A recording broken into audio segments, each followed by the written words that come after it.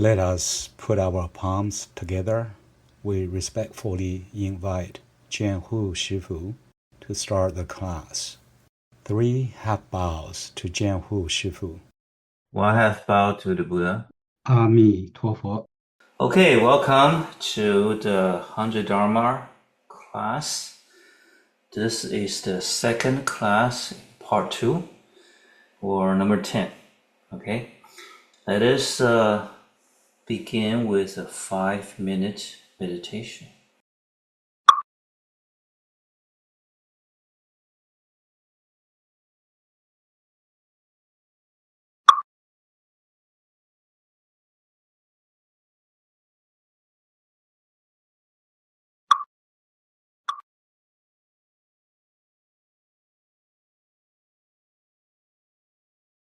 Last week we talked about anger and greed.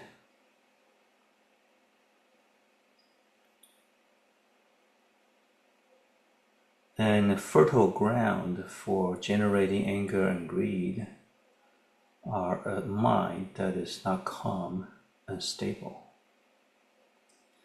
So by practicing meditation, even if simply focusing on the breath,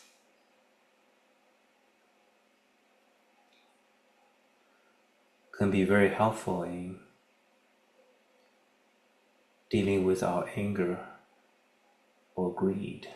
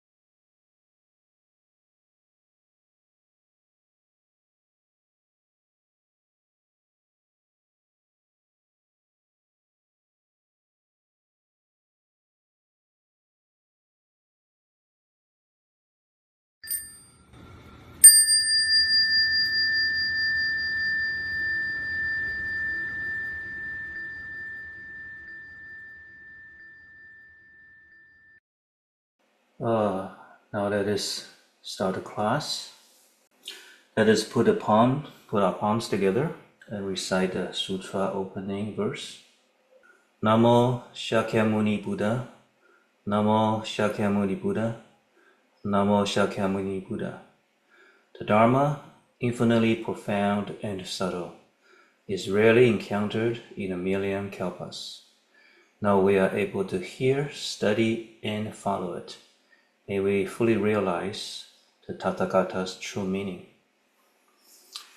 Okay, we are on to the primary afflictions.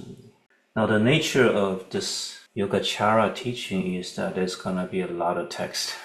Okay, so this looks very full on the screen, but don't worry that you have to read everything.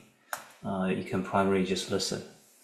The lecture notes are available to you, and I keep updating it.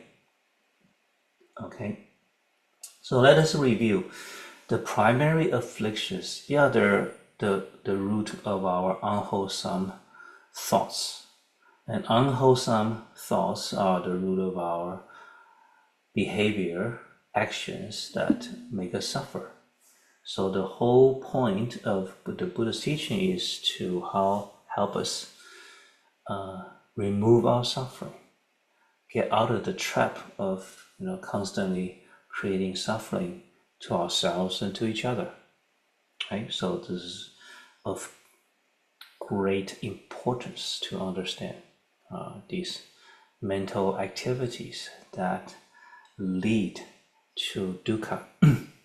So the primary afflictions are greed, anger, arrogance, ignorance, doubt, and false views. And last time we discussed greed and anger. Of course, we haven't said everything there is to say about it. There's more to say about these issues like anger in the next part. The secondary afflictions. There we can go into more detail. So today we're going to look at arrogance and ignorance. Okay, I've chosen to look at ignorance first because greed, anger, ignorance, they are the three poisons. So again, let us read the definition. Ignorance, sometimes translated as delusion, it has meaning of both words. Okay, its nature is that of delusion and blindness regarding both phenomena and principle. And its function is to obstruct non-ignorance and to serve as the basis for our defilements. Its nature, what is the nature, what is the character of ignorance? That of delusion and blindness regarding phenomena and principle. We're going to see this combination a lot. Phenomena and principle. Phenomena is what is happening. So in your life today, what happened? Maybe you were caught in traffic. That is a phenomenon, right? Or event. Maybe you get praised by your boss, your manager, or you're being complimented by a customer. Whatever happens, you put on a new dress, you take a trip, you go hiking. So these events, these happenings, these are phenomena. Okay, and principle refers to the reason for this phenomena to happen, the reason for this event to occur. For example, let's say you went hiking today. Now that event was completed successfully. Let's say you hiked 3 miles. Okay. Now what kind of principle, what kind of things underlies this phenomenon? Well, first of all, you have a physical body, right? And then probably you want to exercise and train your physical body, right? So, and probably you want to breathe fresh air in the mountains, right? So you go hiking. So the fact that you can go hiking means that your bones, your muscles are functioning, right? Probably you had hiking poles. And then also there's gravity at work. Without gravity, hiking will be something quite different, right? So gravity, there's the sun and the moon, the sun and the earth are involved.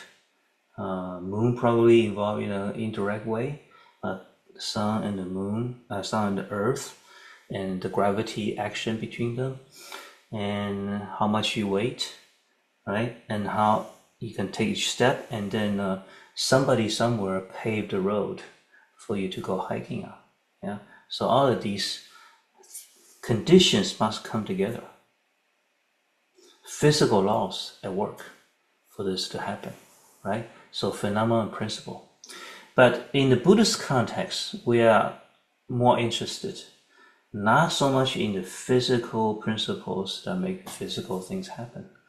Yeah, we're more interested in the mental things, mental phenomena, like when you get emotional, when you feel pain and suffering, when you feel happy, yeah, when you feel calm, when your mind is really focused, that experience, that's the phenomena.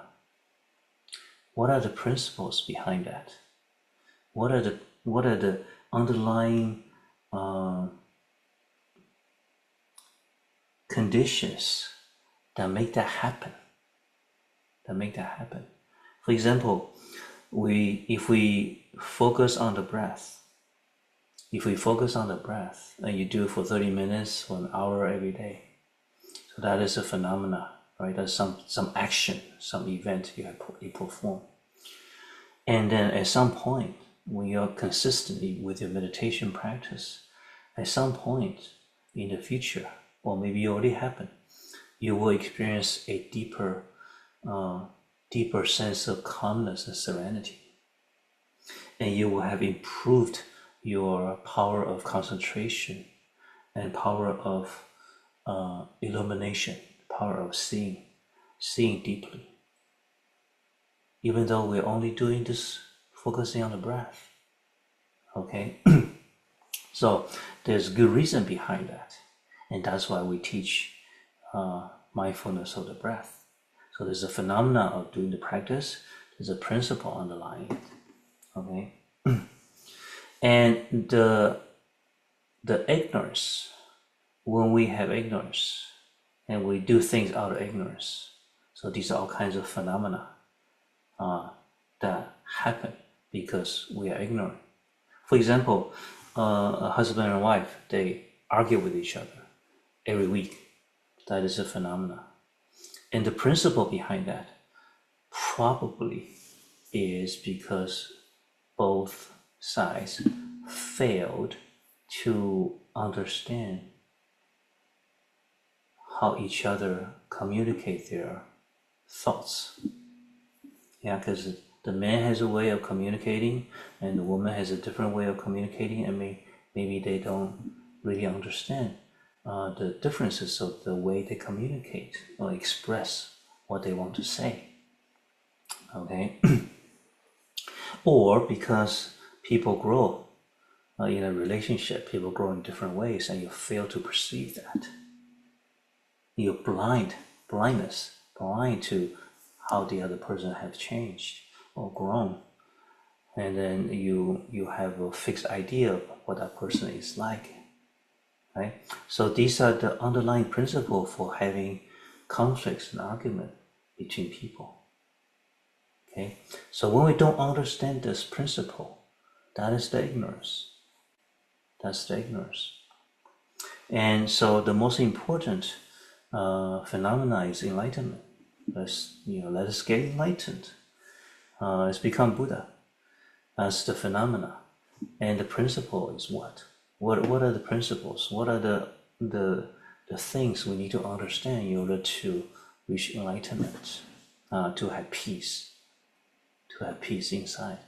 So all the Dharma teaching, like the Eightfold Path and the Four Noble Truths and the meditation teachings, the four foundations of mindfulness, Satipatthana, all of that are the principles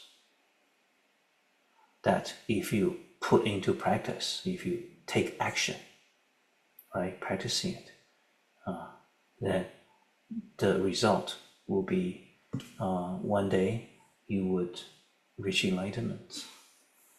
Okay?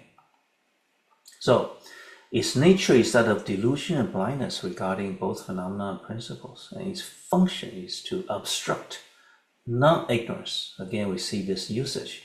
Non-ignorance is the opposite of ignorance. Seems like a tautology, right? The function of ignorance is to obstruct non-ignorance. But it's meaningful, okay? And to serve as the basis for all defilements.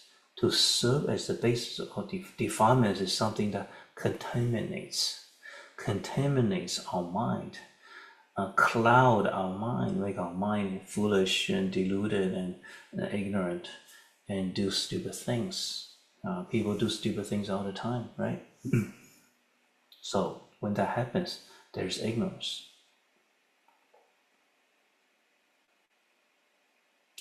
Okay, so the Sanskrit word is avidya or moha. Avidya. Vidya is light. By extension, it means vision or knowledge or wisdom. So avidya is the opposite of that, or the lack of it, the lack of light, or vision, knowledge, or wisdom. Okay, that's ignorance. Now, within the Buddha Dharma, ignorance, this is a huge topic, right? Ignorance is a huge topic in Buddhism. So it's been categorized in several different ways, depending on the doctrinal framework.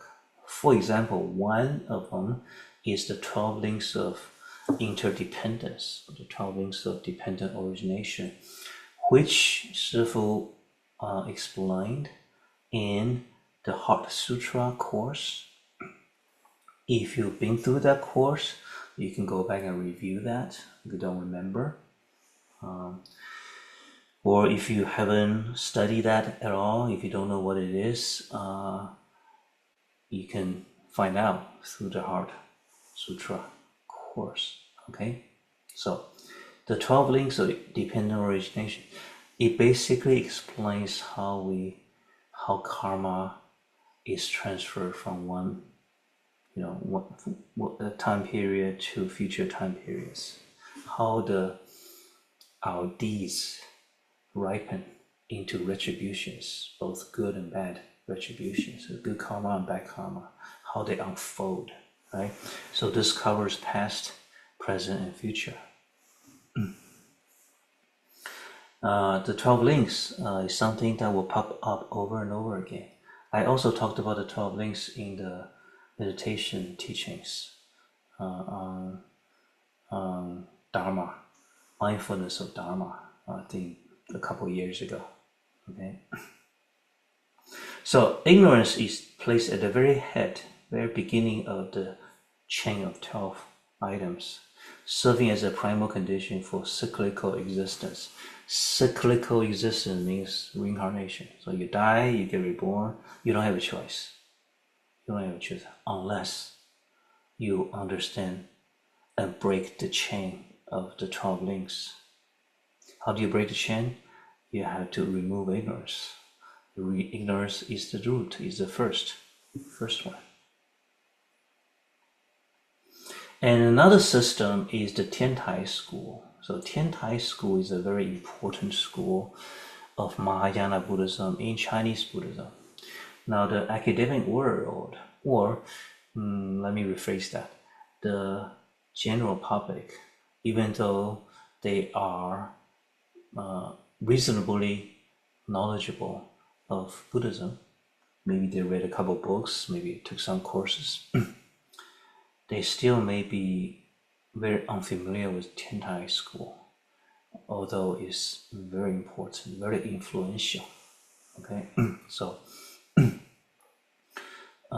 it's founded by this great master Zhi in the Sui dynasty, which is before the Tang dynasty, which is something around 1500 years ago.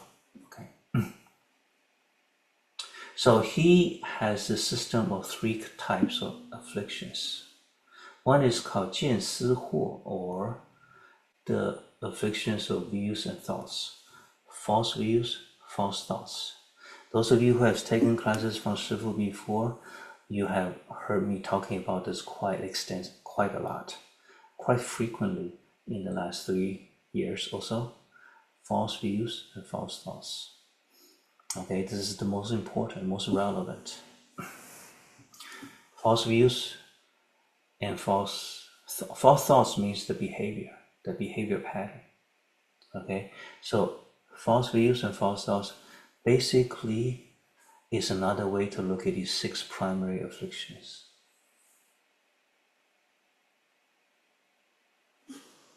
Remember the 6 primary afflictions: greed, anger, ignorance, arrogance, doubt, and false views. So false views, right, is number 6. The first five are the false thoughts, the false behavior, the behavior that is leading to dukkha, to suffering. Okay, so this is really helpful to drill this concept into your mind. We first have these false views, that is, we perceive incorrectly, and then our thoughts that follow, all the subsequent thoughts that follow this incorrect perception at the beginning, is our reaction, our behavior, our reaction. And over time we have developed this habitual reaction, how we react to things in a usual way, in a characteristic way. Okay. So we need to flip this around.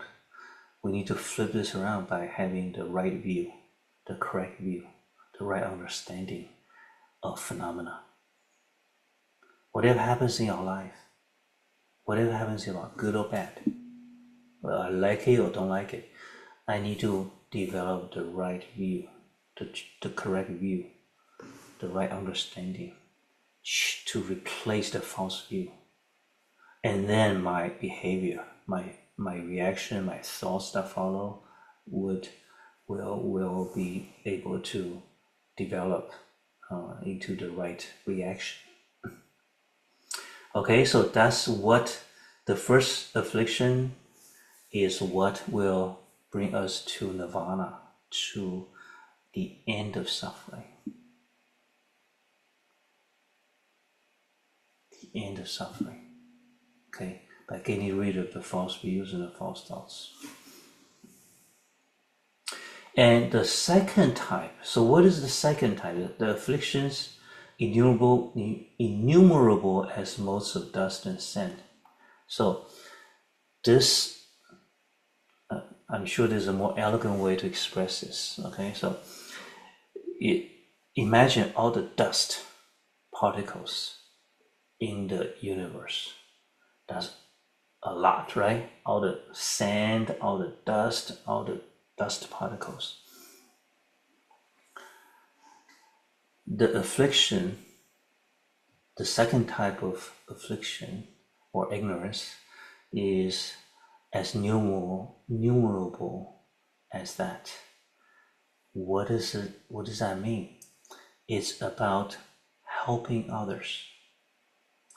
Helping others. There are innumerable ways to help different people, different sentient beings, right? How you explain the Dharma to a doctor may be different from how you explain it to a nurse, and different from how you explain it to a teacher, and different from how you explain it to a household cleaner, and how everybody may be different. different personality types, different psychology, different background, different may require you to develop the skillful means to help the individual. For example, you are a teacher, you have a group of students, whatever you teach them, right? Whatever you teach them, you may have a general method of teaching, but then you may want to cater to the individual differences, right? So that's skillful means, and it requires, the more students you have, the more different types of skillful means maybe you need to develop. So that's the second type of affliction. It's not something that makes you suffer, unlike the first type, but it's something that enable you, that's something that prevents you from helping as many people as you can effectively, right? So for example, if you're a teacher, there may be some student in the class that really give you a headache. You just don't know how to handle these students. You may be very good with most of the students, but it's always a 1 or 2 or 3 that give you headaches, right? So that's the lack of skillful means toward these people. So if we want to extend our compassion to all sentient beings, we need innumerable skillful means. And when we don't have that, that is the second affliction. Make sense? We haven't developed the skills to help all people. That's what it is. You may be very wise already. You may have achieved great calmness and inner peace. You are free from suffering yourself. That doesn't automatically means that you can help other people to do the same. It does require conscious effort, right?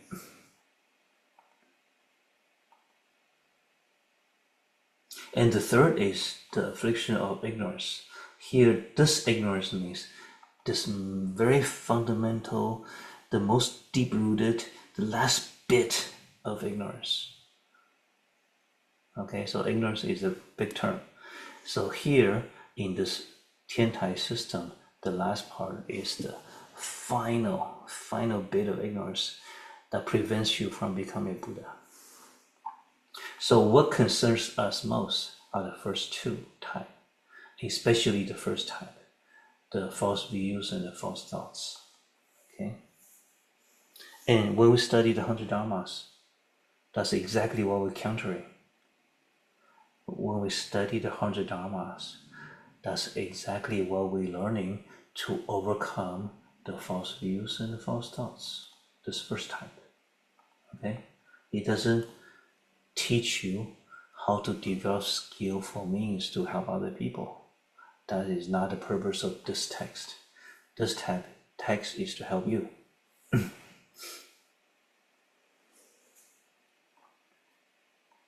Another useful concept is the concept of fundamental ignorance and derivative or secondary ignorance.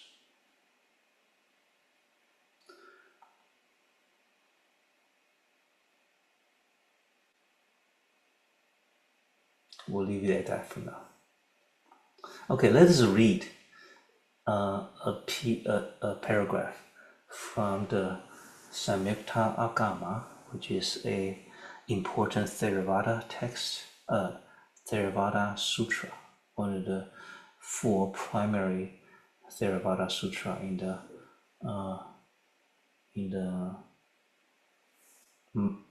the northern part of the Buddhist world, as opposed to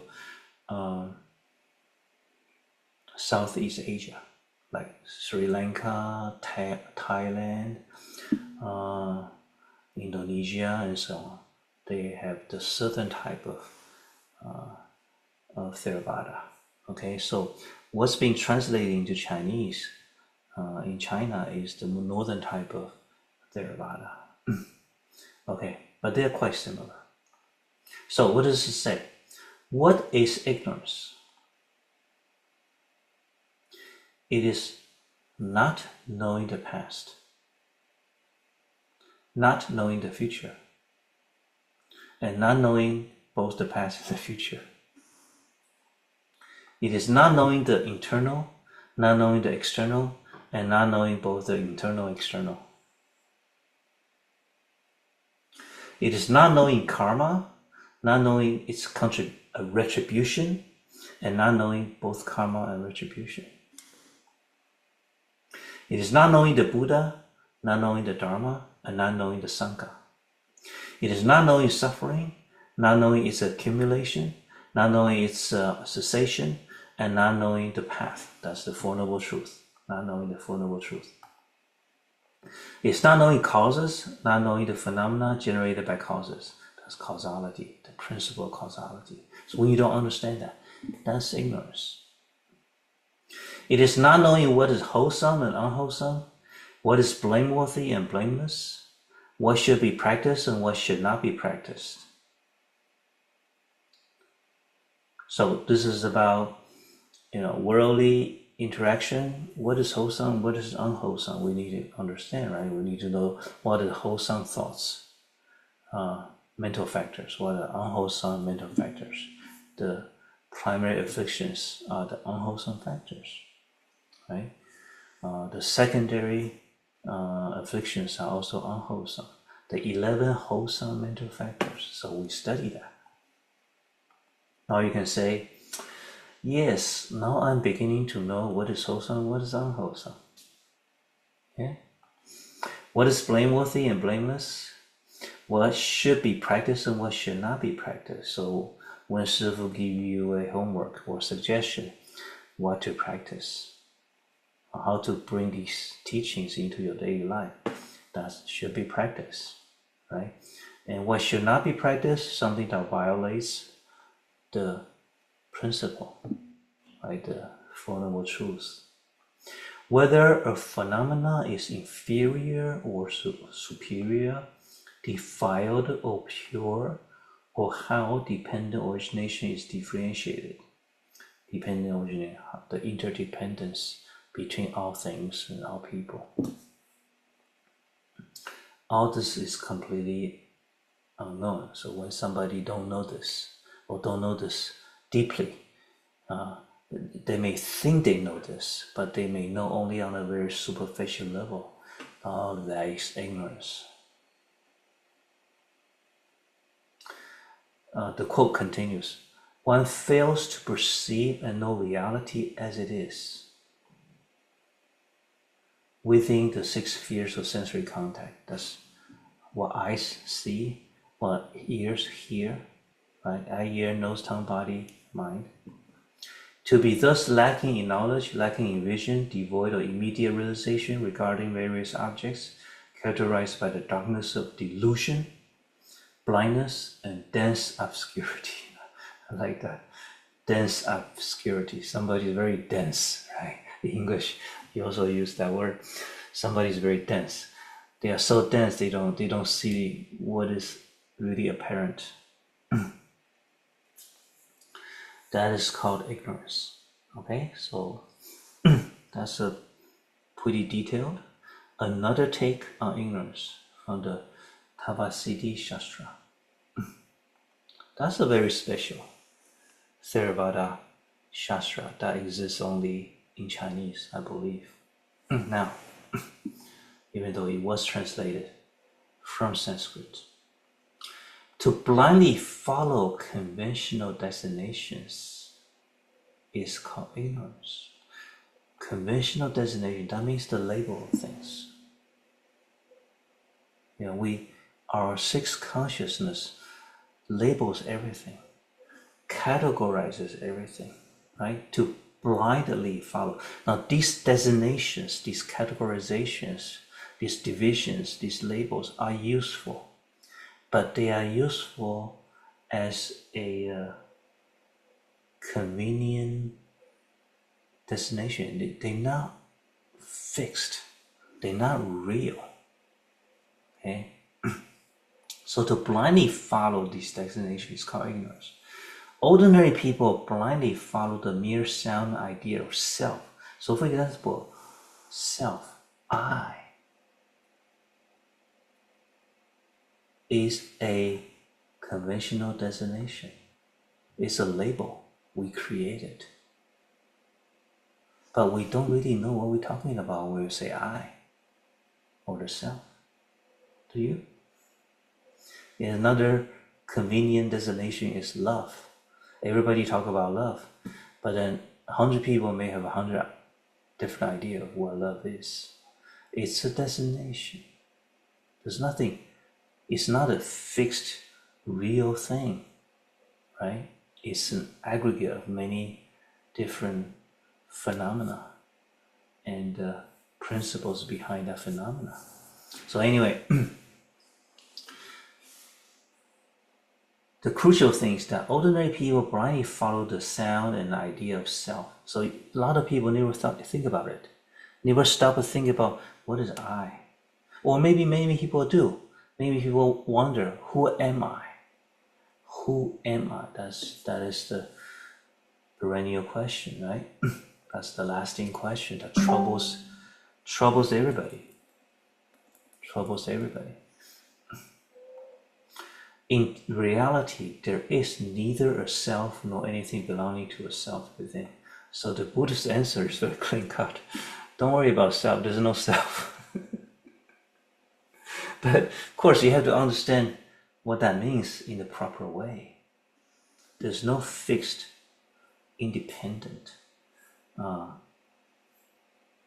totally in control entity or identity called a self. It is merely an aggregation of various phenomena conventionally designated as a person. Now this is mind-blowing, right? If you haven't heard something like this before, this is mind-blowing. A person, I'm a person, you are a person, everybody is a person.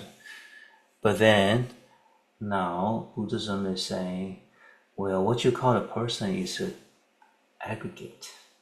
It's a collection. It's a set. It's a collection of various phenomena. This phenomena refers to now what? Refers to the body you have. It also refers to the thought process, your reactions, the collection of how you react to things and situations is called your personality. Personality. Nobody has a consistent personality, it's just an aggregate, a collection of behavior, patterns, reactions to situations. And these reactions do change. Yeah, you grow. From your reaction to many things will be different from 10 years ago, right? So this person is a label that doesn't refer to anything solid or fixed.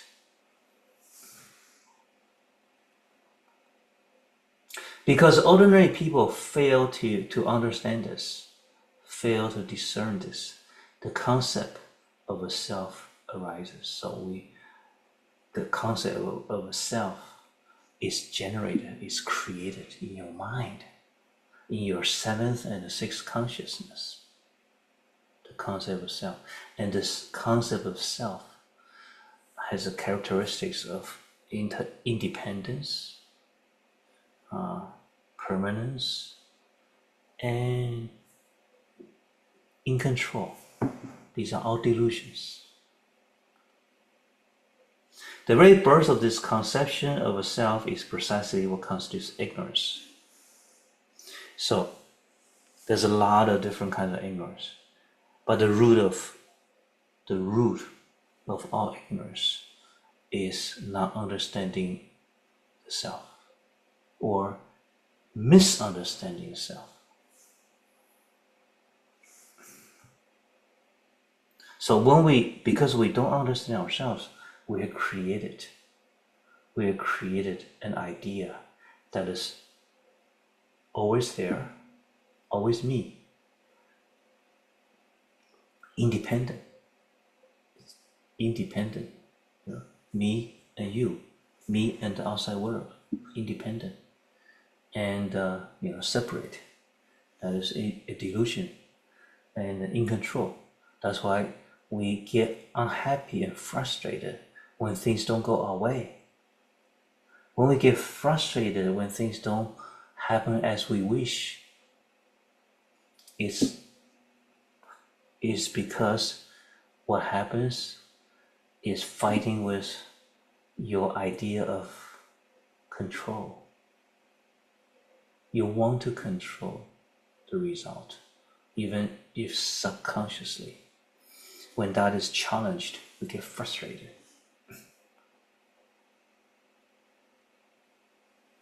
All right, so we'll introduce the ignorance mental factor to this point. A few questions. Can you make a list of your various kinds of ignorance or delusion? For example, now everybody's different, right? So these are just examples. One is blind to his parents' love for him. This happens especially with many teenagers or younger kids. They take it for granted. They fail to recognize the depth of love the parents have for the children and what they do for them, right? Another does not care about how to improve himself. They just want to, play games or just lie in bed and doesn't worry about making good grades, studying well, and just want to rely on their parents to feed them all their life. Right? A third easily believes in irrational cult tenets. Do you know somebody around in your circle of friends that tend to believe in these whatever strange and brainless teachings that they hear?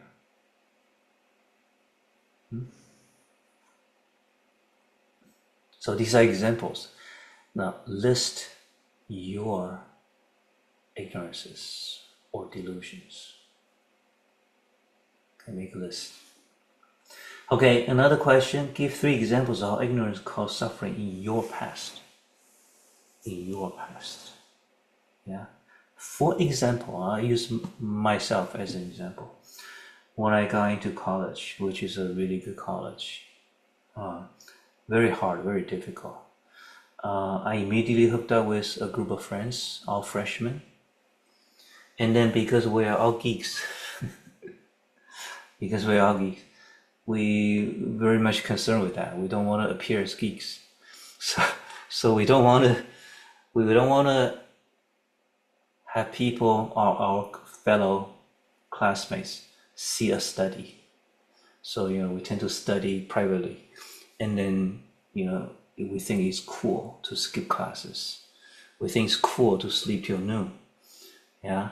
And then we think it's cool to go to the computing center to play games. There was no people really, very few people have personal computers at the time. That was in the early 80s, right? 1981.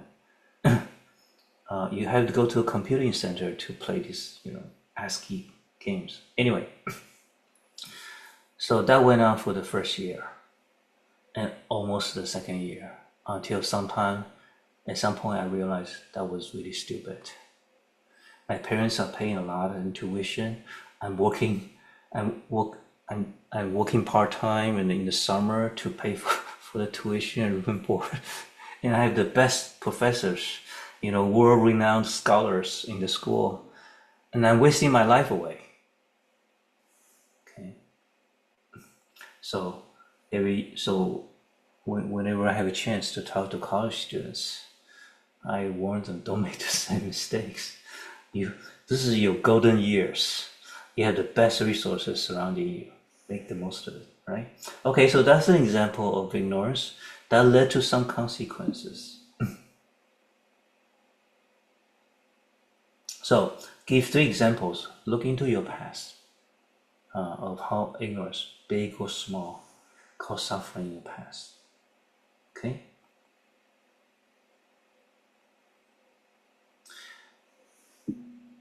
By looking at our own ignorance, we become wiser. Isn't that right? So Confucius have a saying, has a well-known saying, 知之谓知之，不知谓不知，是知也. What it says is, if you know what you know, and if you know what you don't know, then that is a wise person. To know what you know, and to know what you don't know, that is a wise person.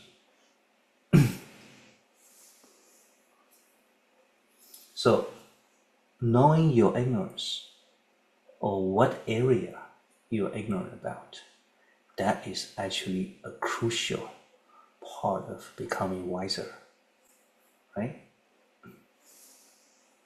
Okay, another question. What is the fundamental root ignorance according to Buddhism? What is the source of all ignorance? Buddha always wants to get to the very source of whatever problem he's studying. Whatever problem he's attacking, he always wants to get to the very root, the very, very source. And he's not content with just a temporary solution. What are derivative ignorance or delusion stemming from this root? That's the primary, fundamental, and the derivative, right?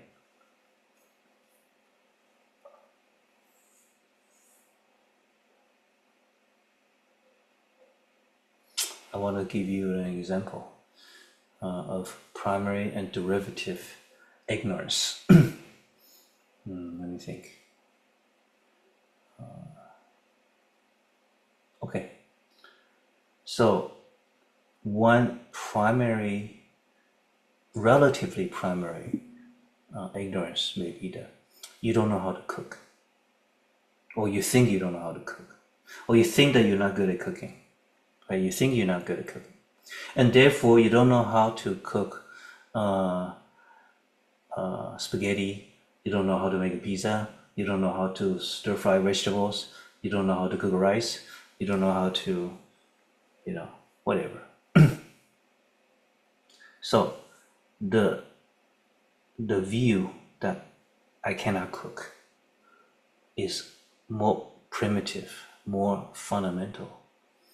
And the derivative ignorances are, I don't know how to cook this, I don't know how to cook that, I don't know how to cook that. All right? But if you flip that around,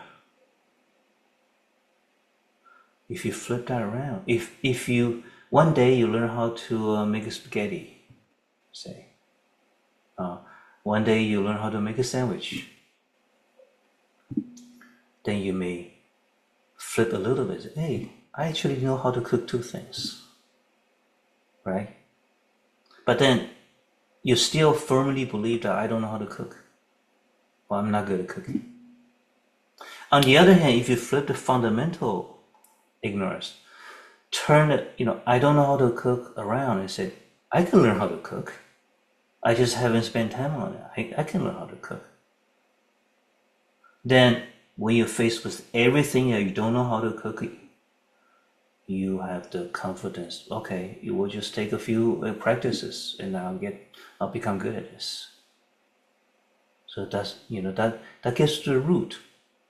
And then, before you know it, in a year, you'll be able to cook 20 different dishes, or maybe 50 different dishes, right? So primary and derivative. Now, in terms of our practice, meditation, let's say, let's say meditation is hard. I don't know how to do meditation. I can't do meditation. I cannot become accomplished meditator. That may be the view you have now. Okay, I've been meditating for a year and I haven't gone anywhere, for example. Okay, so there's primary and derivative ignorance.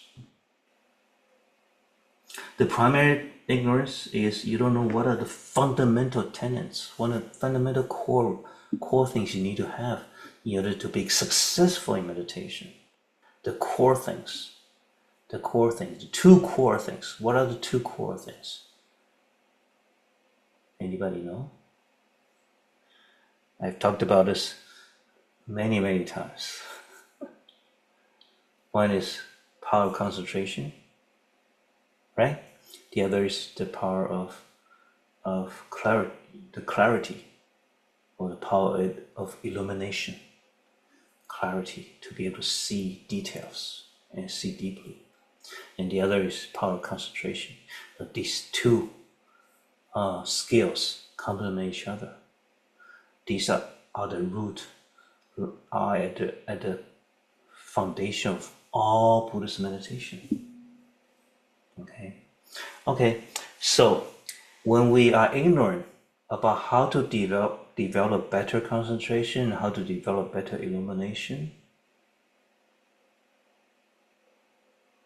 then we have a bunch of derivative ignorance. Okay. For example, every time you meditate, you doze off. I struggle with that problem quite a bit. You doze off. So you doze off, but there could be 10 different things why you doze off. Okay. So for example, I had a problem with slouching. When I read, when I use computers, I tend to lean my head forward and my back is not straight. My neck is not straight. So when I meditate, I do that. I slouch too. It's a habit. It's a physical habit now. But when that happens, that leads to more probability of drowsiness when you meditate. I only discovered this recently. After 20 years, I only discovered this. This is a subtle thing. Whenever I meditate, I tend to lean forward unconsciously. I don't even notice. I do this, and that leads to drowsiness. So that is a derivative ignorance. I didn't know that. So when I know that, I need to learn to overcome that. Right? Pay extra attention on your posture. That would be a derivative ignorance. Yeah? Okay. So I gave you some examples. You can contemplate on this concept.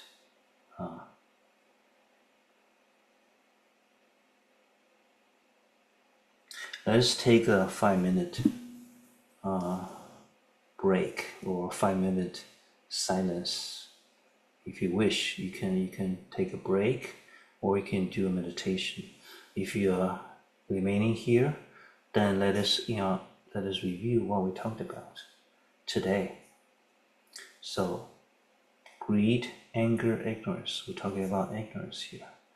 Ignorance is a really big topic. And why is the study of ignorance important?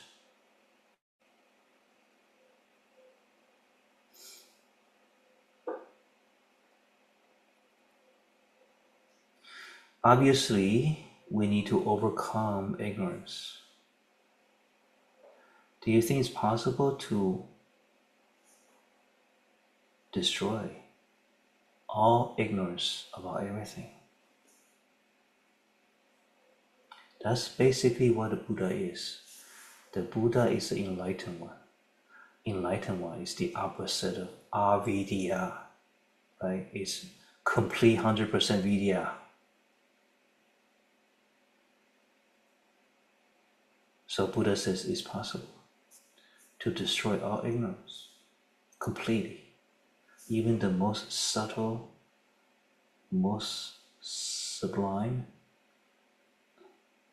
most refined ignorance can be destroyed.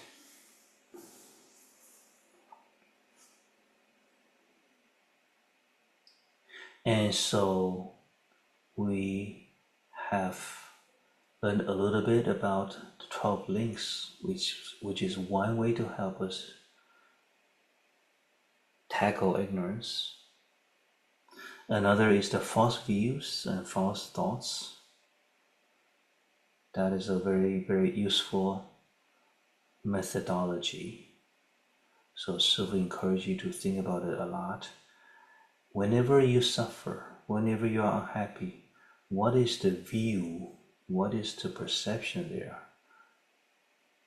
That is wrong.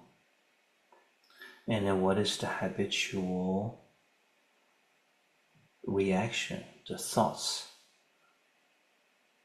that anchor that suffering?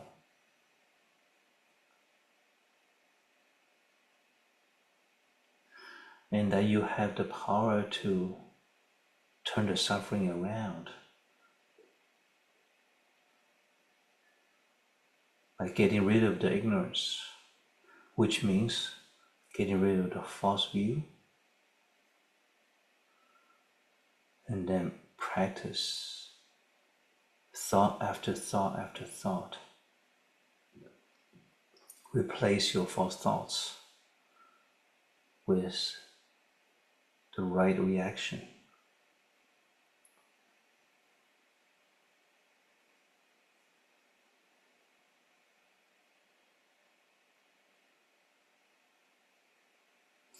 And the idea of fundamental ignorance and derivative ignorance is useful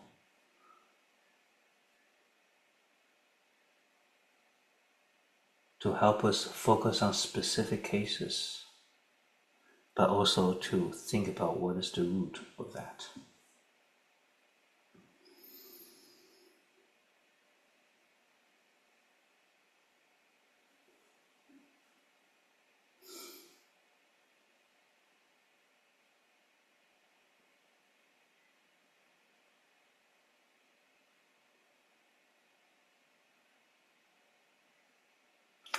Now, when we do meditation,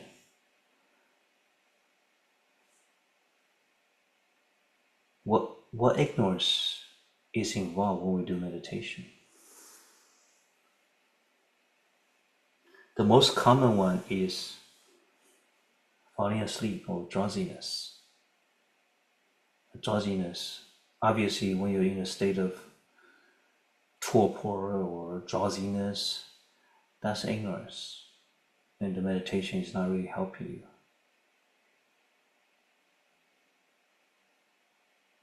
Another type of ignorance when we meditate is not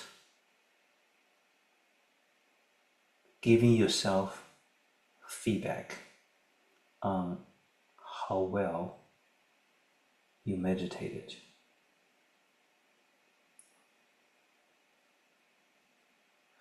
It's very hard to give feedback to how well a person meditates because everything is going on inside. So a shifu, a teacher, cannot really help you much there, except to give you some reminders. So you have to learn to give yourself feedback on how well your meditation session went.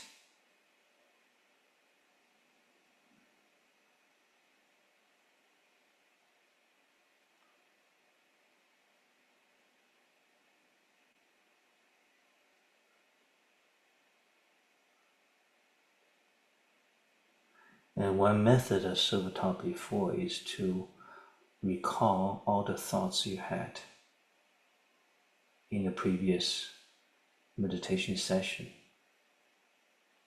Starting with 10 minutes, try to remember everything that happened in that 10 minutes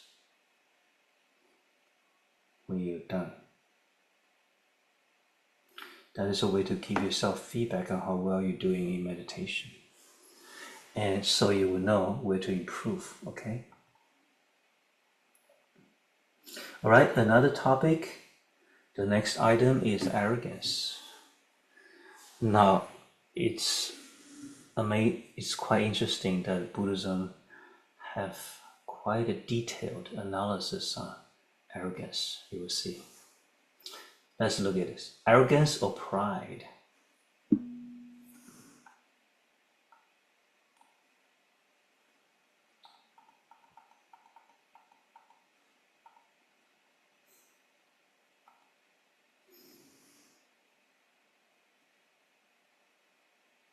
So I checked the English definition, the difference between pride and arrogance. And it says pride is about an inflated sense of self-importance, right? And arrogance is how that acts in a relationship to others, how you look at other people.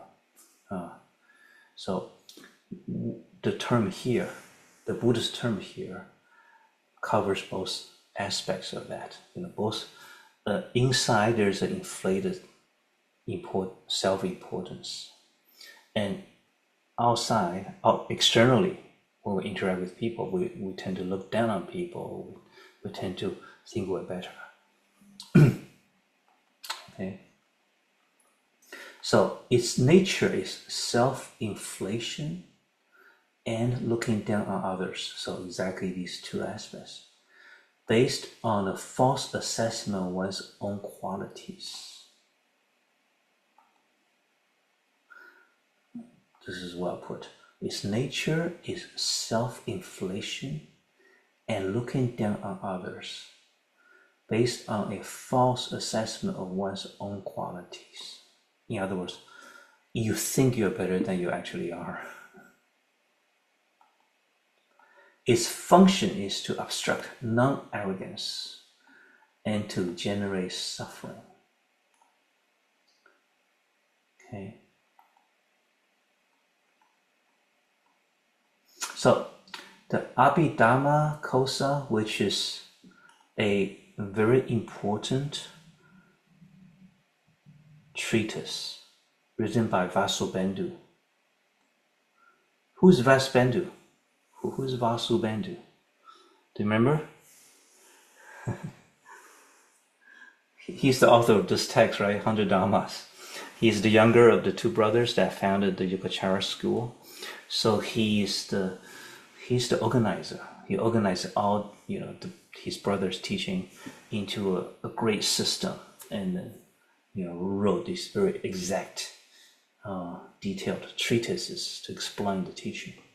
So the Abhidhamma Kosa is actually a Theravada work before Vasubandhu turned Mahayana. Okay, but nevertheless, a lot of the teaching applies. It lists 7 kinds of pride. 1, basic pride.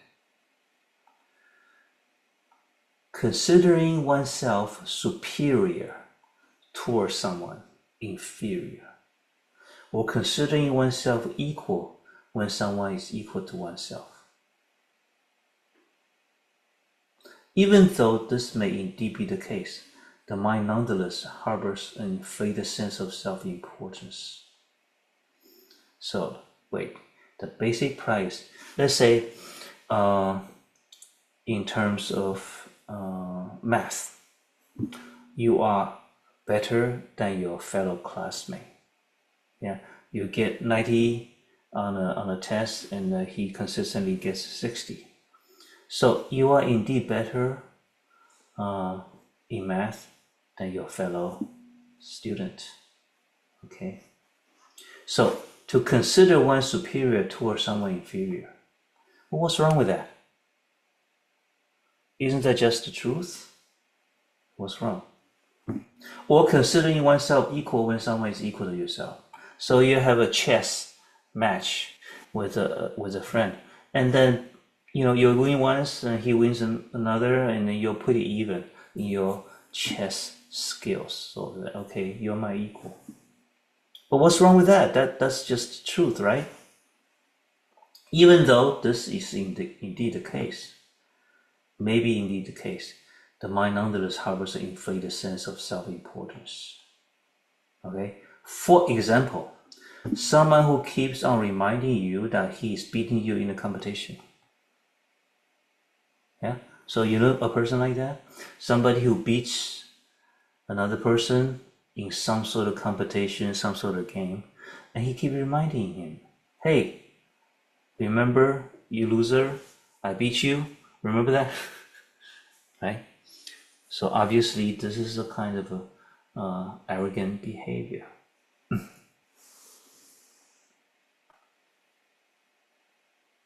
So what would be non-pride or non-arrogance in this case?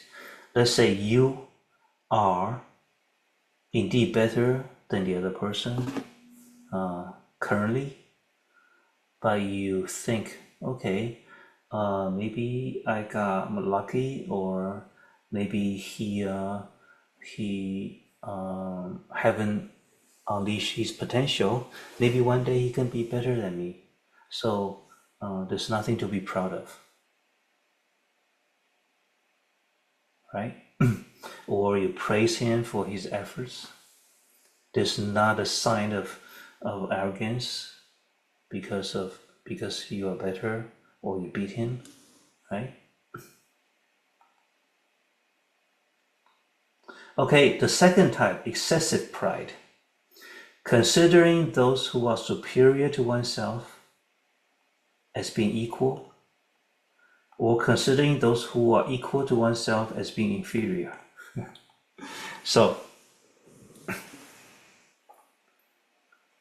there's somebody who's better than you in math, and you say, we are equal. We're about the same. You're not better than me. Okay?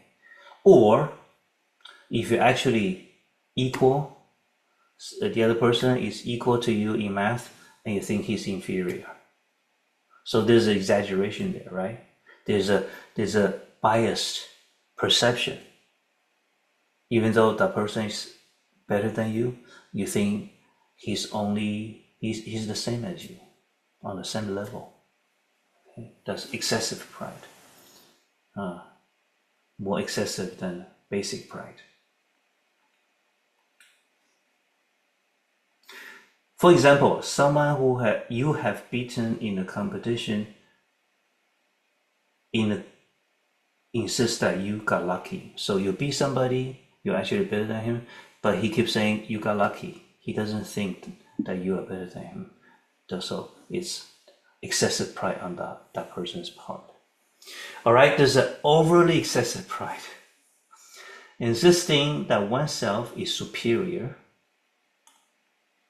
even to those who are clearly superior. So he's much better than you in math, but I insist that I'm better than him. Do you know people like that? Do you know people who has extremely inflated sense or unable to face the reality? Okay. And number 4, self-pride. The fundamental root among the 7 types of pride. So now there's 7 types of pride or arrogance, and this is the root of all of them. Self-pride. To take the 5 aggregate as self. Form, feeling, conception, volition, consciousness, body and mind. This aggregate of body and physical cells and this conscious behavior. And view one's resources as my possessions and use them to compare with others. Self-pride keeps your thoughts egocentric. That's a lot of stuff. Let us look at an example. For example, I'm better looking. I'm wealthier. I'm right, so you must be wrong. So very egocentric. I am always at the center. And I take this body, my looks, to be I. This is called self-pride.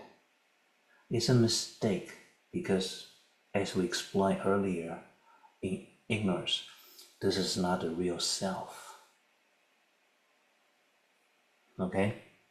So you take this body to be the self, or the way you dress, or your wealth, or whatever resources you have. You think, hey, that's me. That defines me, and I'm better than you. I'm higher than you. and so on. So self-pride, clinging to the self, become egocentric. So that's a subtle form of pride, and it's at the root of all of the other. See? When we have basic pride, excessive pride, over-excessive pride, isn't I always at the center? Right? I, and I use the I to compare with others. To compare with others. I just noticed everybody's turning off their video. I'm looking at the black boxes. You're not ashamed of yourself, right?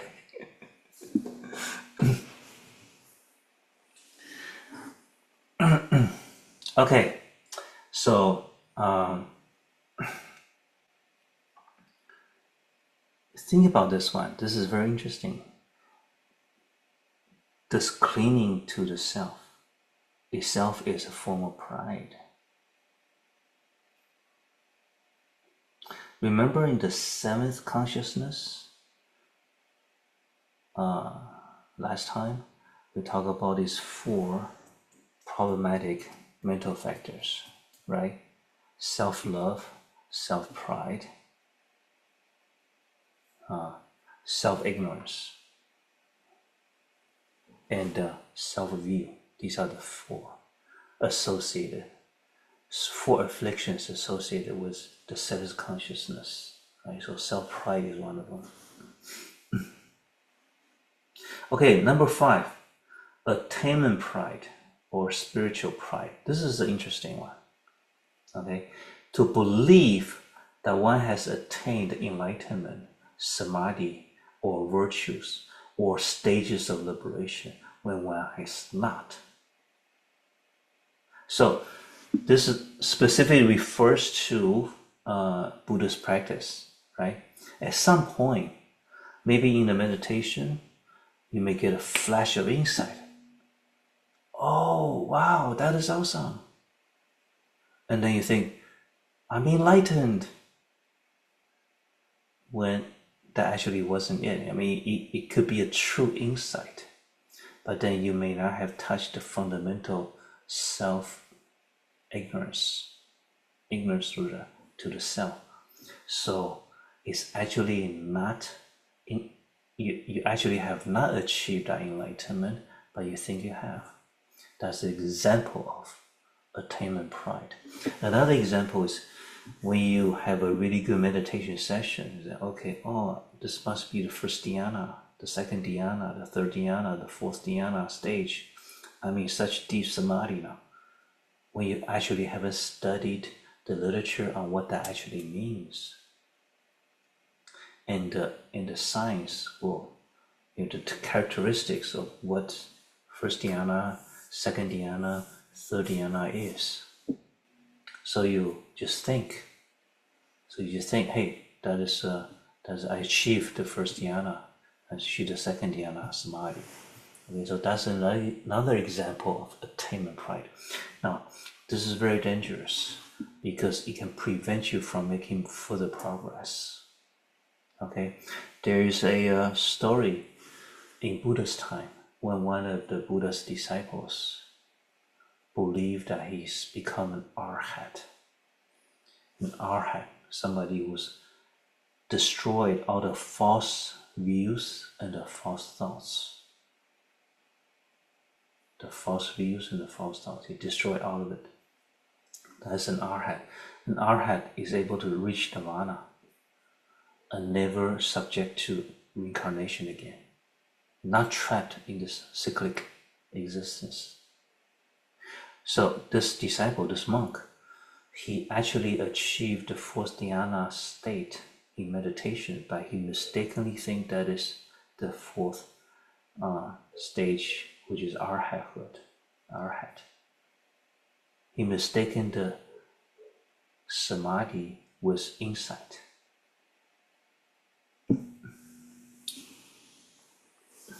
And in Taiwan, when I was when I was in Taiwan, there were several false Buddhist teachers who are really popular. One lay person who called himself a great master, he believed that he was an arhat, and he believed that he was enlightened. But then there was one point where he got really, really sick. And then he realized that he was suffering and he was scared of death, which doesn't make sense, because if he really was an arhat, he would know what life and death is, and he would not be afraid of death. He would be able to transcend that, but he wasn't. And then it was a big blow to his own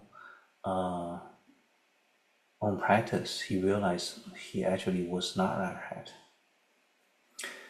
Well, he had the guts to tell all his disciples and the world that I made a mistake. I'm not enlightened. I'm not an arhat. My teaching was wrong.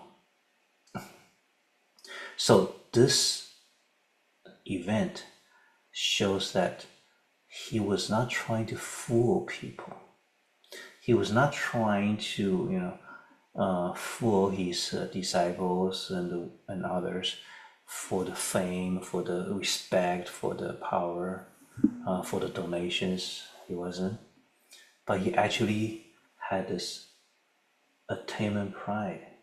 He believed he was much further in the Buddha practice than he actually was. Okay?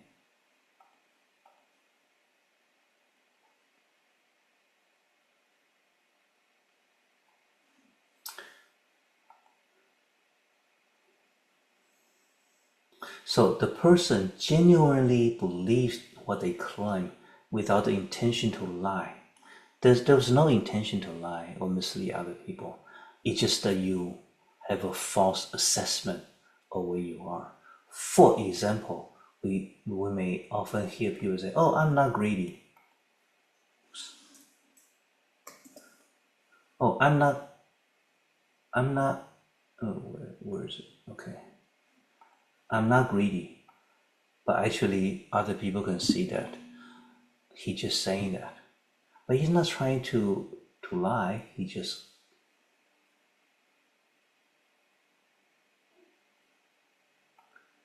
didn't know. He couldn't see his own problem. I let go of that episode. It doesn't bother me anymore. Something happened, he was unhappy, and he said, okay. He or she said, "Oh, I've let that go. It doesn't bother me." But actually it does. It still bothers him. But he thinks that it doesn't bother him anymore. Out of 10, okay. And there was another Taiwanese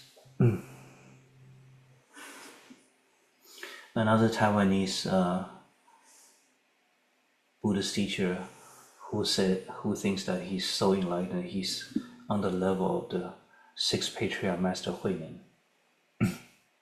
He even thinks that he's on the level of the Bodhisattvas, the great Bodhisattvas, like Manjushri. But it was clear that he was not there.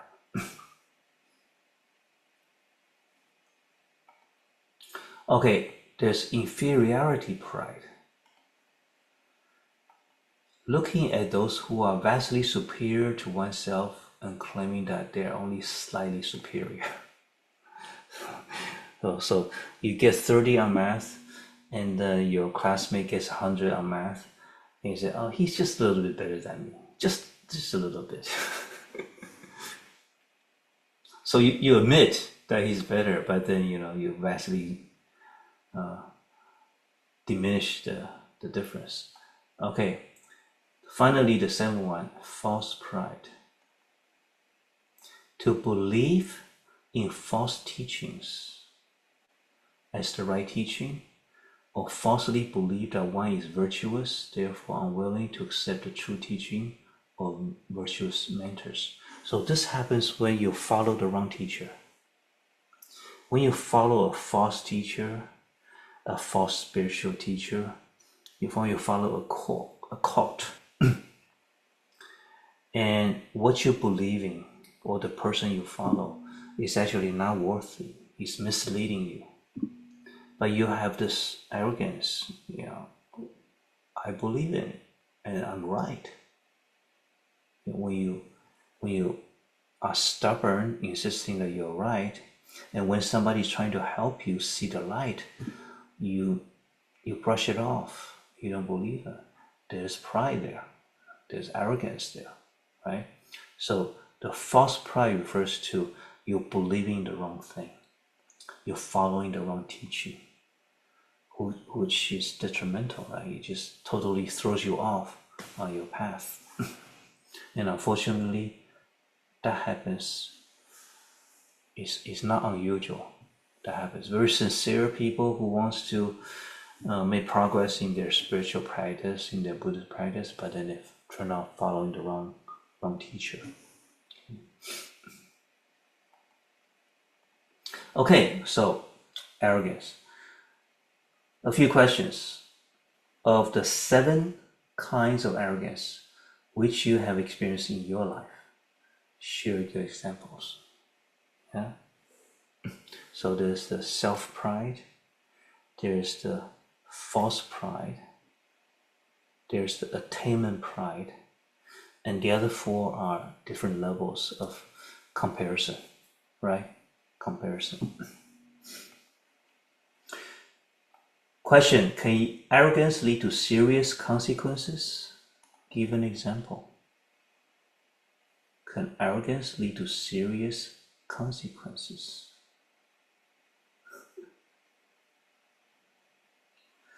Question, of the different kinds of arrogance, which can be said is the root, the source of them all? Question, meditate on the relationship between ignorance and arrogance. So we talked about ignorance today, we talked about arrogance. Is there ignorance in arrogance? Yes, right? Is there arrogance in ignorance? Usually, right? But so, meditate on the relationship. In what ways are arrogance related to greed and anger? So let's go back to earlier, last week. We talked about greed anger, ignorance, and arrogance now. So next week we're going to finish the 6 primary afflictions, right? So it's time to think about their relationship. How is arrogance related to greed, or is it? How is arrogance related to anger? That's a little bit easier to see, right? Okay, so that's the class for today. Let us open the last part. We have time to open the floor, open the meeting to questions or questions about today's teaching or questions about anything else. Otherwise, we can try to answer some of the questions that we brought up today. Okay, first of all, are there any questions, whether from today or from before? Let's let's allow the participants to turn on their microphone. Anybody? Anybody have any comments? Shifu, there's a couple questions in chat. Okay, go ahead. Oh, I'm more than happy to read them. A question in the chat. Okay, let me see. But maybe he could ask them. Okay, let me see. Let's see.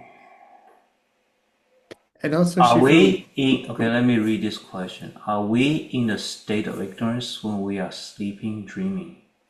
It seems that like we fit most of the criteria while we are conscious. Yes, actually you are right. when we are sleeping or dreaming, we are in a state of ignorance too. Okay? When we are unconscious, yes, we are also in a state of ignorance. But in fact, there's no time that we are not in a state of ignorance. Isn't that true? Until we reach enlightenment, there's always some bit of ignorance, right? Because there's ignorant behavior, but there's also ignorance view, right? So remember the 6 primary afflictions: greed, anger, ignorance, arrogance, doubt. The last one is false view. So false view, you can say it's a form of ignorance, but so it's view, specifically it's view. So as long as we still have false views, we are not enlightened, right? So in terms of the view, the beliefs that we have, the mistaken perception is always there. Yeah, in our karma seed, right? In our 8th consciousness, in our karma seed. Unless that is destroyed, we are living with ignorance every moment. But then there's also the ignorant behavior. When you're drunk, that's ignorant behavior. We have ignorant behavior. Yeah. When we're drowsy, when we're sleeping, that is relatively harmless ignorant behavior. So in the 51 mental factors, sleep is actually one of them. But sleep is classified as indeterminate. It's neither wholesome nor unwholesome. Or it could be wholesome, it could be unwholesome, right? We need sleep. We need sleep for health, to maintain the body.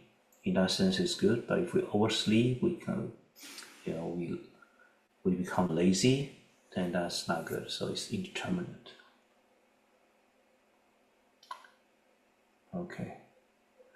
How can I know that JianHu Shifu is not a false teacher? That's for you to decide. But that is an important question. Okay, a few general criteria, although they're not absolute. So a few general criteria. One is to see how arrogant that person is, right? 2, to see what that person claims. Does what he claims fit his behavior? Another is, does he or her, do their teaching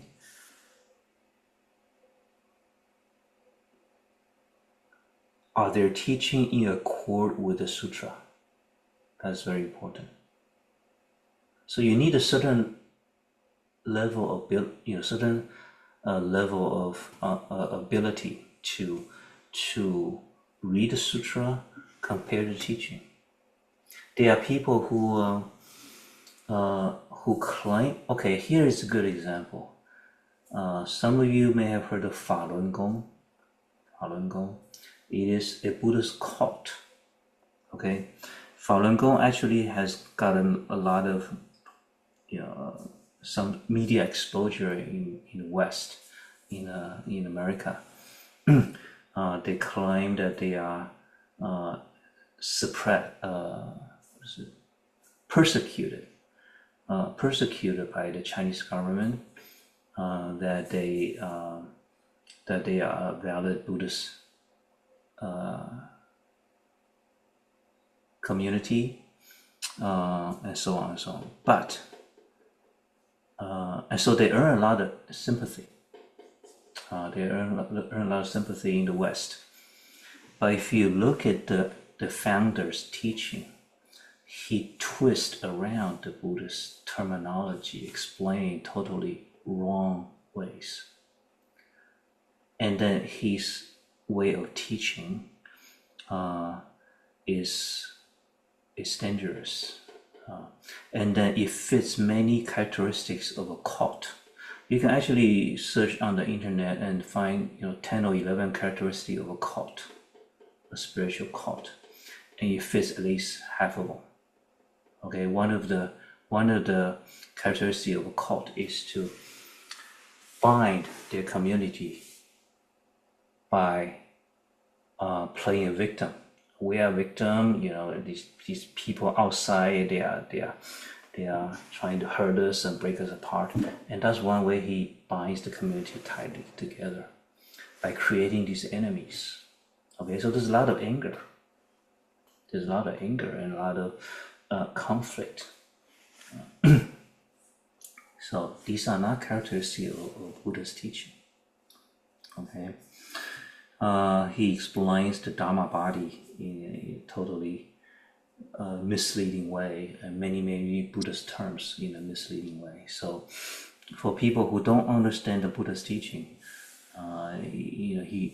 the group drives on their sympathy. And anyway, so you do need to be quite careful and contemplate on the teaching. Does it make sense? For example, whatever I teach,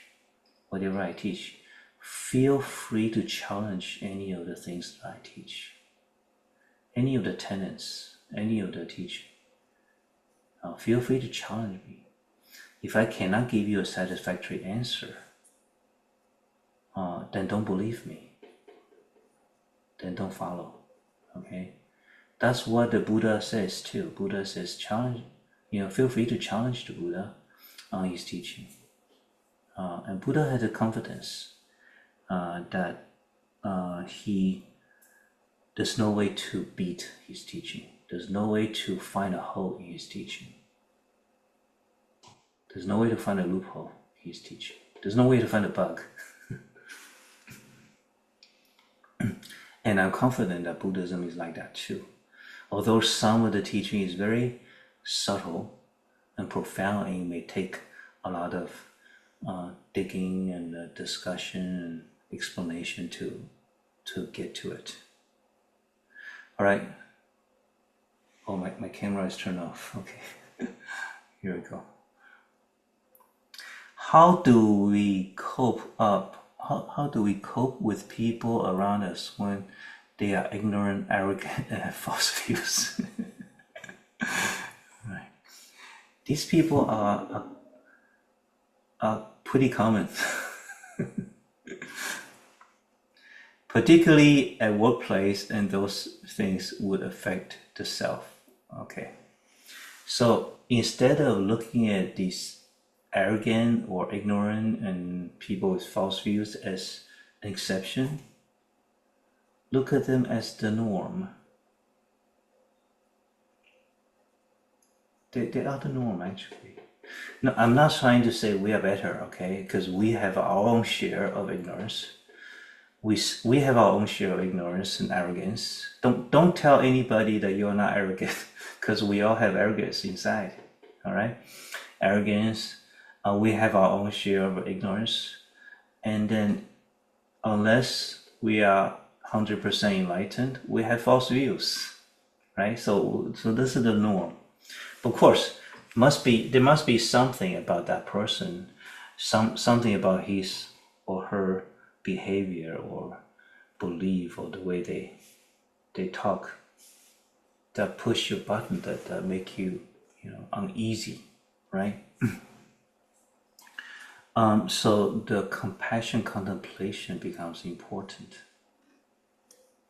Compassion contemplation. Last 2 weeks ago, in our monthly half-day meditation, in starting May, June, July, and August, Shifu teaches the compassion contemplation step by step. So there was a feedback.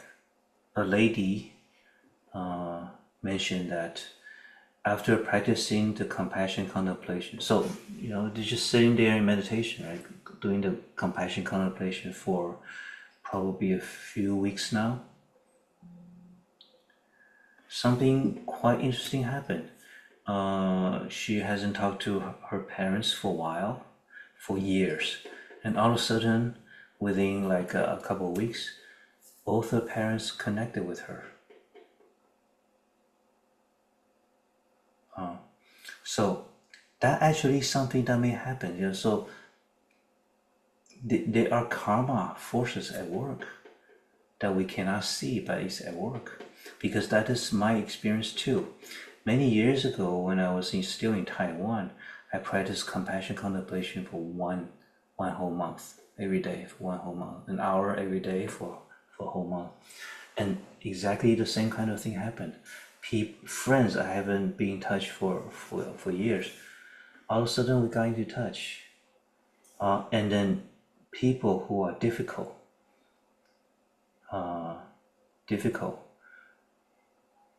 become easier to deal with. Yeah, I haven't done anything externally. It's just by doing the compassion contemplation meditation, and things begin to happen like that. Quite amazing. Okay, so that's one way to practice compassion contemplation. Okay, I think that if you try to explain this scientifically, this practice changes your energy or your aura, the way you look, the way you it's just the general air about you changes, and that softens people. I believe it softens people.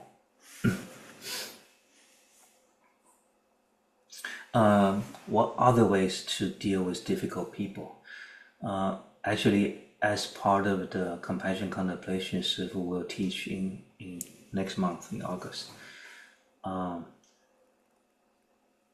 To contemplate on their cause and conditions. So here is a really difficult person. His behavior is gets on people's nerves, say. Why is he that way? In his life, there's a whole lot of cause and conditions that shaped him into the way he is now. Okay? And a lot of times he doesn't have a choice, or he doesn't know that he has a choice. He doesn't know a way to deal with these challenges better. Okay? So most people are pushed by karma, are pushed and shaped by karma. We actually have choices. But many people don't know how to exercise those choices. Right? A good example would be the gift story that Shifu told many times. Somebody is criticizing you, slandering you, saying really bad things about you. You look at it as a gift, because you have a choice. You have a choice how seriously to consider their words. Many people don't know that they have a choice. They feel harmed, they feel hurt, they feel that they are being done, it's injustice. They feel that, they are evil. Actually, you have a choice. You don't have to take that seriously at all. But this happened to me, many times, because I'm more or less a public figure in our world, in my world. So I have received my share of slandering. People spread rumors about me, slander and say things I haven't done, and so on. Usually I'm the last person to know. But then I usually don't do anything about it. I don't deal with it. I just let it go. And then I'm still around. I'm okay. I'm mentally sound. It doesn't really bother me that much, right? So, whoever like to do these kind of things, these mean things, they are driven by their karma, and they don't know that they can behave in a different way. They probably did not have the insight. Okay? So when you think like this, it becomes easier to generate that empathy, and then you look at them, they're not so nasty anymore. Okay? Because if we try to change them, that usually doesn't work. Hoping that they will change, that usually doesn't work. Usually doesn't work. Okay? But at some point, by being strong and then being able to let go, you actually change them in subtle ways. By not change them on the surface, but deep inside, they begin to change. Because think about it, how people interact with each other, how most people interact with each other, how ordinary people interact with each other is an eye for an eye. If you're good to me, I'm good to you. If you're bad to me, I'm bad to you. That's how most people interact. And when you have that big heart and great compassion to accommodate everyone, that is a different behavior that they never seen before. And that is going to plant a seed in their eighth consciousness that is going to sprout sooner or later if there's enough seeds. Okay? So, but then there's a practical thing is about how to get the work done. I think probably part of the question is, okay, these people are around at work and then make it working difficult. How to get the work done? So that is a challenge. But remember, challenges make you better. Challenges make you better, make you wiser, make you more skillful. When I was doing my master's degree, I was in a team of 3 students, including myself. There were 3 students. We have a term project to design a database. We were in the computer science. So we were going to design a database, write a code. So the 3 of us will meet every week. And every time we spend, let's say we meet for 3 hours, 2.5 hours, the other 2 are arguing with each other on a different perspective. They think each other is stupid, and then they don't agree with their ideas. So I spend most of my time trying to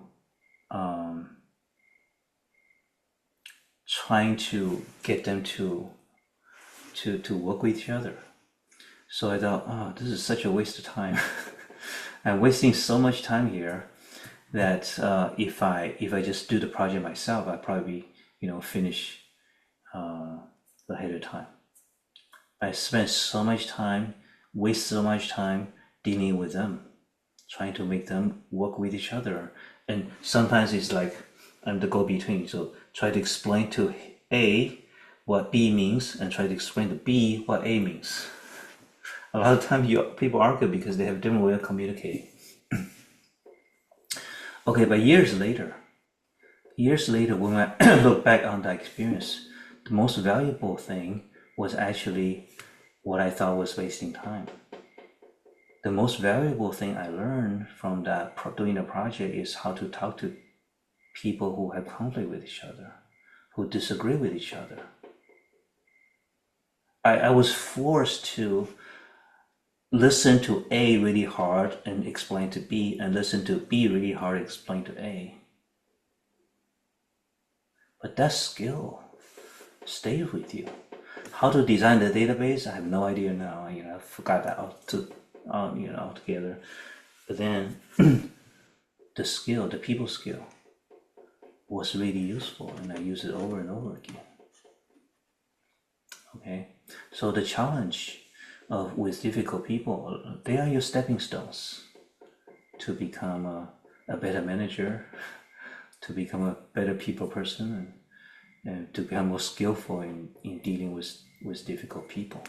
Okay.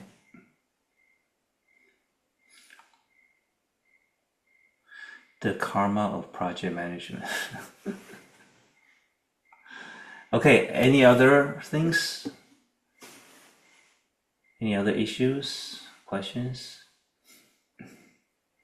So the questions are for you to think about. I encourage you to actually go through some of them, if not all of them, to actually come up with examples. A part of the questions or exercises are to reflect on yourself, to get a better grasp or better analysis or better assessment of what your strengths and weaknesses are. Okay, and that's really useful. All right.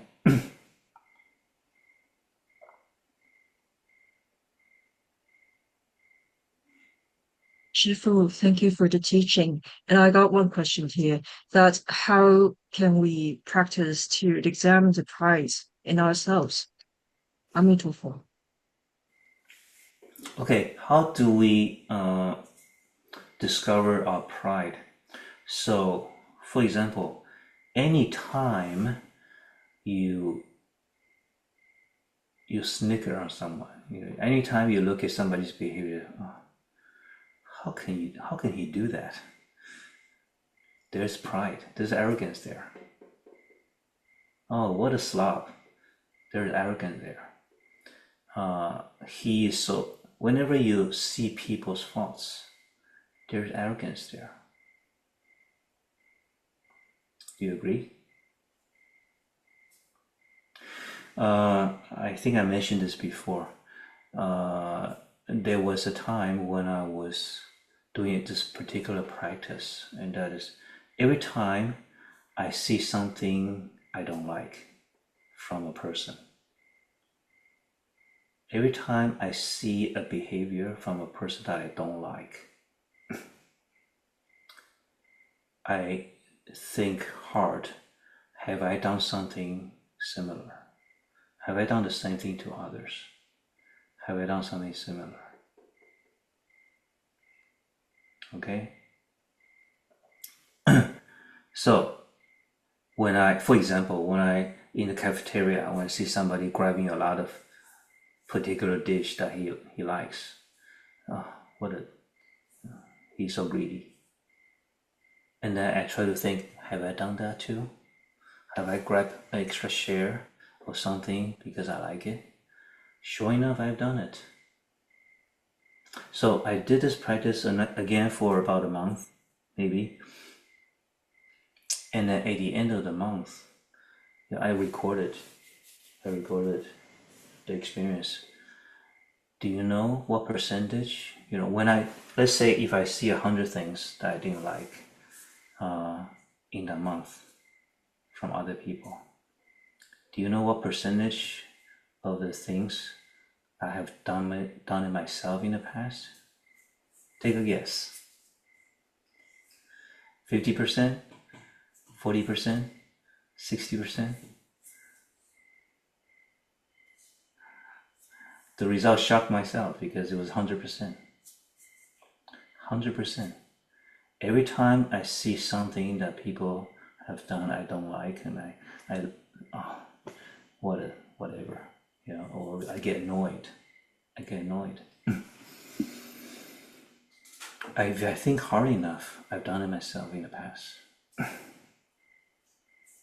Okay, so that is one way to discover your arrogance. Whenever you see something that people do that bothers you, and you think that the implication is that I'm better than him. That's arrogance. But we're doing this not to judge people, not to judge yourself. Okay, not to judge yourself, but rather have a fair assessment, have a clear assessment of your strengths and weaknesses. It's okay to have a lot of weaknesses. It's okay to have a lot of shortcomings. It's okay for yourself and for others. It's okay. But when you see these shortcomings or weaknesses in yourself, then you can make an effort to change it. When you don't see it, you don't change it. You can go on for 20 years with that behavior and you don't notice when everybody else has noticed, right? So seeing your failures or feelings is actually a really good thing. So this arrogance practice is really important. We all have more arrogance than we think. Especially if you're really good at something. Especially if you're expert at something, you're really knowledgeable about something, then invariably arrogance comes with that. It's very hard to find someone who is an expert, a top expert, very knowledgeable in something that shows no arrogance at all. But there are people like that. My experience is that the very, very top experts, the smartest guys, the top experts in any field, tend to be like that type of person. You see very little arrogance in that person. I remember an event. There was my college freshman camp. So before freshman year starts, the school took all the freshmen to Catalina Island for a couple of days of fun and getting to know each other, right? So there was one thing that was really amazing. One of the fellow freshmen, he brought a Chinese chess set. Chinese chess. So Chinese chess, unlike the Western chess, you have a bishop, right? You have a king, you have a queen. They're shaped. You can tell what it is by the shape, right? Chinese chess, you have these little round flat blocks with a Chinese character printed on it, right? So you have to know Chinese or memorize the position to know which character or which piece that is. So he brought this Chinese chess to play, and then a professor saw it. He was curious. He wanted to play with the student. Now the professor, he doesn't know Chinese, so he had to learn by pattern recognition or memory what each piece is and how each piece moves. The piece moves in the different ways, right? Different piece moving in a different, just like the Western chess.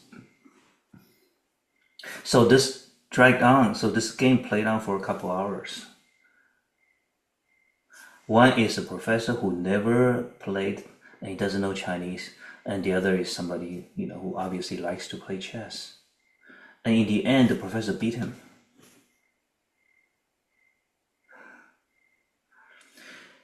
But then you see no sign of pride or anything in that professor. He was totally just totally absolutely normal from beginning to the end. Respectful and normal, and just no sign of pride in winning the game, beating somebody on his first game. So there are people like that in our world.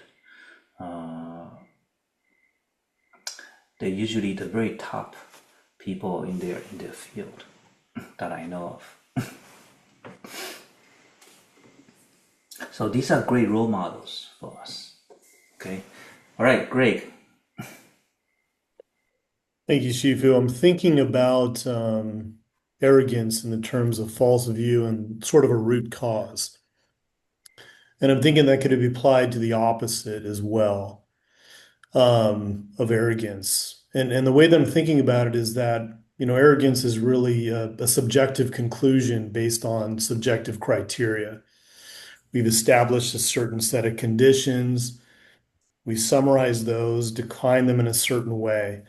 So really any way that we could look at people, positive, negative, whether we're inferior, superior, etc., arguably would be possibly a false view, right? It's not an objective reality, it's rather a subjective series of thoughts. And also, to be real, it's not present, right? It's based on our past, the past knowledge, and the experience we're having with someone that may be existing right now, but also based on something that's just already happened, right?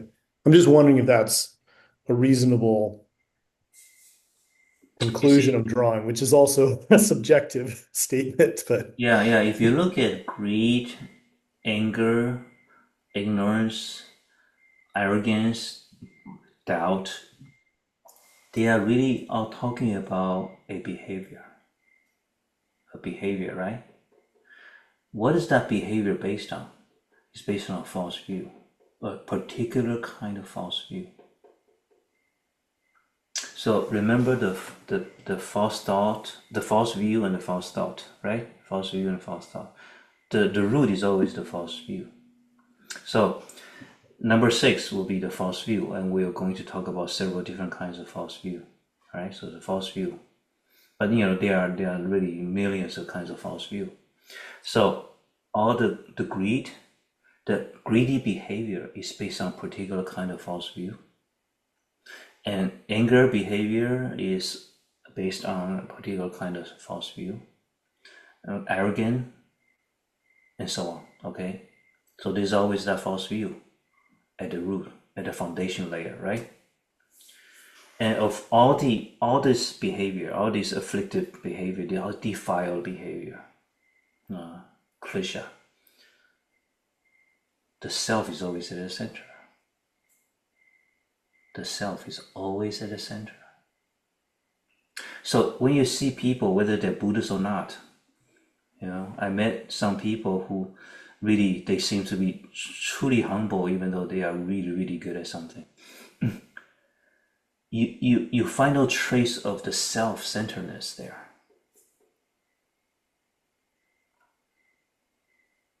So self is really at the center of all our problems. The idea of self, I. Because when you have an idea of the I, is constantly, if subtly, comparing with others. Comparing with others. Okay? And that lead to greed and anger and pride and arrogance and everything. Okay? Yeah, so arrogance, as you said, it is a subjective standard you have set, and then you judge people with that. And you think you're better. Right? So we all have this.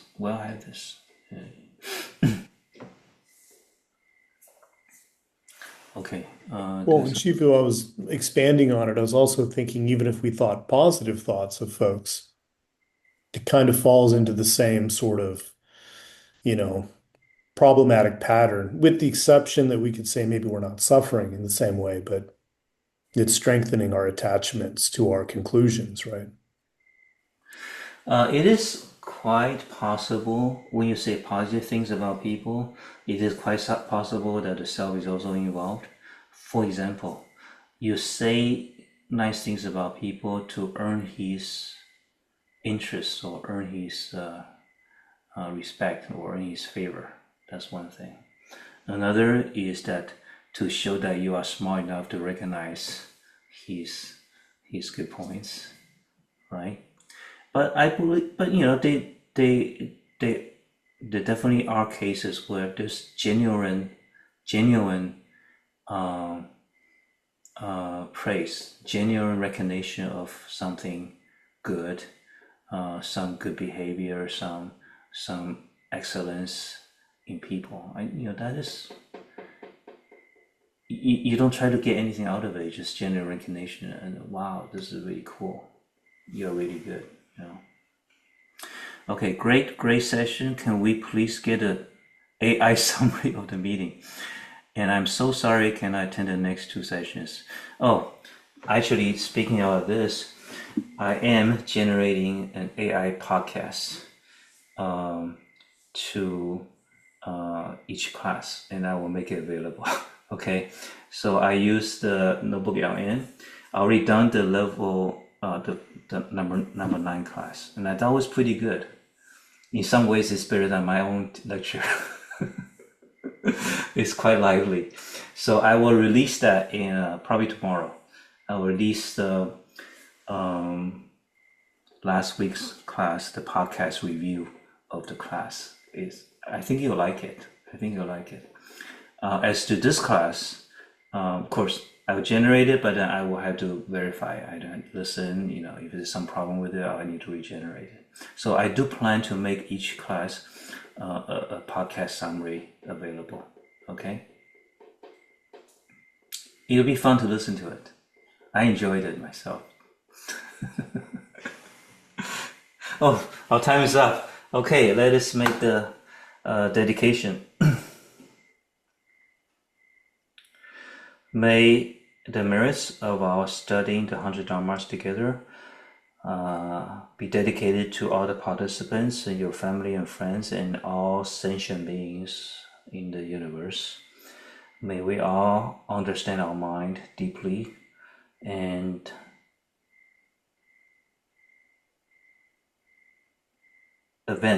progress in both our concentration and our illumination power, and that we learn to live in harmony with all sentient beings. Okay, we'll see you next time. We put our palms together and thank JianHu Shifu with 3 half bows. 1 half bow to the Buddha. 阿弥陀佛.